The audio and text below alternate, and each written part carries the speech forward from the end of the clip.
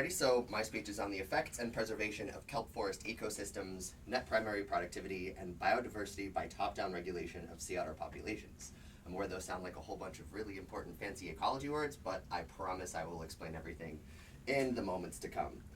So overview, why are kelp forests so important? Well, kelp forests are a pretty big deal as far as storing carbon from the environment, which everyone seems to be really focused on nowadays. Why are sea urchins such jerks, but also necessary? We will find out. They're terrible. They're pretty terrible. 3 cheers for sea otters, because they're great. They're great and cuddly. And why is the balance between all 3 of these important?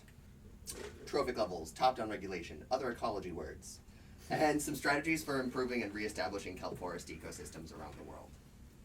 So, let's start from the bottom. Let's start at about things that grow on the bottom of the ocean, and that's kelp. It's not super diverse. There's not too many different types of kelp, but there's lots of different variations inside of their own species. And we call these different guilds, which is a little different from the traditional way you call ecology guilds. They are stipitate, benthic, and canopy. Stipitate are ones that kind of stay on the bottom of the ocean floor, whereas benthic kind of float towards the mid-level, and canopy sort of just grow really tall and just hang on the top of the ocean. And they're all pretty important because they provide food, habitat, shelter, all of these different things for multiple different organisms that live in the ocean. They're gametophyte zygotes, so their birth stages are very small, wispy, and pretty wimpy. I mean, it's kind of like a piece of dental floss hanging from the bottom of the ocean. And they're extremely picky in their habitat growth.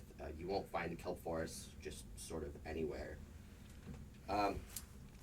A kelp forest itself is defined as a community of a large amount of kelp, either as a single species or multiple species. They're an incredibly ecologically important ecosystem, and they're found in temperate locations, but some exist outside of those temperate zones, which we'll talk about in a little bit, because there's a very special one in Southern California. They're important for abiotic forces by preventing wave intensity and preventing erosion from the soil underneath them. And they sequester carbon like a boss.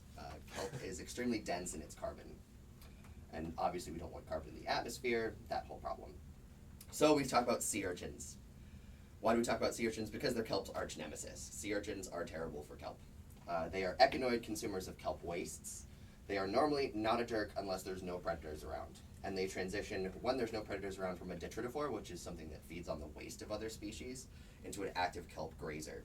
And they do this by kind of crawling along the bottom of the ocean floor and then taking their stipes and snipping off the bottom of kelp stalks, or kelp gametophytes, which I told you, the weird wispy dental floss-like type things. They don't really need to do this. They don't survive on this by help. They can survive on other things entirely, and they'll even eat parts of themselves if they absolutely have to, which is kind of creepy and gross. So why don't we just get rid of all sea urchins? If kelp forests are dying, why don't we just get rid of sea urchins? So if you can go ahead and take a peek up here. We tried that experiment already. So Duggins in 1980 decided, why don't we take this little piece of land and just get rid of sea urchins in it altogether? So we did. And after 1 year, we found this really awesome piece of data where the laminaria species of kelp is represented by the small little empty block here, and the filled in block is just net biomass. The interesting thing to note here is that there's very little laminaria species inside of this. But as that time progressed, we noticed that laminaria became overwhelmingly the only species of kelp that grew, and that was it. It was canopy level laminaria, and that wasn't really good. There was no diversity inside of the system. It was just large amounts of laminaria kelp that just sort of stood there and didn't really help at all. So sea urchins must have been some sort of important for diversity. They kept the laminaria species down, and they kept the diversity in the system going. So we can't really get rid of sea urchins as a whole. But who really needs diversity? Kelp forests need diversity. So when we look at other kelp forests around the world, I mentioned we would talk about one in Southern California. The bigger ones are in the western North Atlantic, the Aleutians up in Alaska, and Southern California. When we look at the western North Atlantic, those are the ones that are a little bit more endangered because of the lack of species. So when you get rid of one level of a food chain, the rest of the levels tend to suffer in different ways and effects. So getting rid of sea urchins was obviously a bad idea, but they were necessary to keep other species in check inside that system. And this is what we call top-down or mid-level trophic cascade regulation. When we look at the Southern California, an experiment was done also by Duggins to remove sea urchins entirely, and nothing really happened. It was totally fine, and the reason behind that is because there are so many other species in that area to be able to pick up the slack for those sea urchins that it wasn't a big deal that one part of that area left. Which is where we get to the importance of sea otters. I know everybody's been waiting. Sea otters are really cute and they're cuddly and everyone likes them. They're pretty easy to talk about.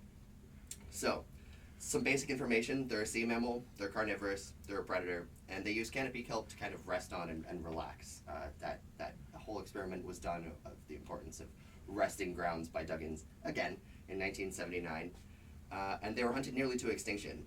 Kenya in 1968-69 did an entire report on how sea otters between, like, I believe it was the 1860s and 1870s were pretty much entirely wiped out, and their populations brought down to about 10,000, which is sad because they're cute and cuddly. But they're making a comeback, and they balance kelp forest ecosystems by improving biomass and net primary productivity. So we talked about how sea urchins kind of clip the bottoms of kelps, but only when there's no predators nearby. Sea otters really like sea urchins. They will smash them on their tummies with a rock, because that's kind of what cute sea otters do. You'll find a ton of pictures online, I promise. So an entire separate experiment was done by Wilmers et al., where they kind of looked at kelp forests where sea otters were absent and where sea otters were present, and these are the numbers that they kind of popped up with. Kelp biomass where sea otters were absent and kelp biomass where sea otters were present.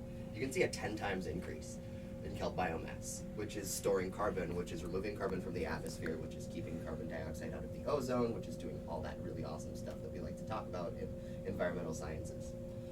Kelp carbon stored in the actual amount of carbon stored per unit of mass inside of a kelp species, and net primary productivity, which is a measure of the amount of carbon that passes through the system, and that can actually be quantified in money. And I believe it's somewhere around the realm of like $14 million to $15 million worth of carbon is sequestered by kelp forests at any given point in time. Currently, if they were to come back, we could raise those numbers to gargantuan levels and remove a large amount of carbon from the system.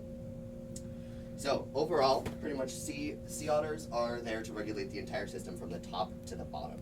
When sea otters are present, they eat the sea urchins. The sea urchins no longer start clipping the kelp, and the kelp is able to store carbon from the environment and turn it into biomass for itself as it creates more